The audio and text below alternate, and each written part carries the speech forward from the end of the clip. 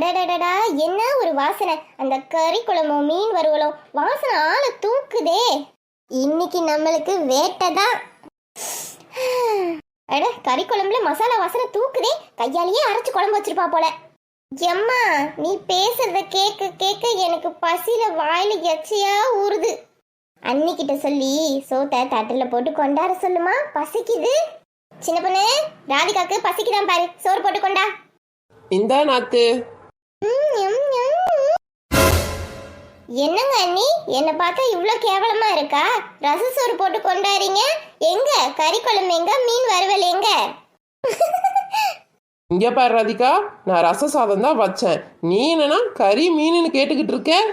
அண்ணி, அம்மா இப்ப சொல்லிக்கிட்டு தான் இருந்தாங்க, மசாலாவை கையில அரைச்சு ஊத்தி குழம்பு வச்சிருக்கீங்களா, மீன் வறுத்துக்கிட்டு இருக்கீங்க, வீடு ஃபுல்லா வாசனையா இருக்கு. எங்க அம்மா எவ்வளவு பெருமையா பேசிக்கிட்டு இருக்காங்க. நீங்க என்னன்னா ரசம் கொண்டு வந்து நீட்டுறீங்க. அட நாத்து, உங்க அம்மா பெருமையா பேசும் போதே தெரியலையா அது என்ன இல்லைன்ட்டு? அவங்க சொன்னது பக்கத்து வீட்டு கறி குழம்பு வாசனையும் மீன் வறுவல் வாசனையும். வேணா தட்டை எடுத்துட்டு போய் அங்க வாங்கிட்டு வந்து தின்னு.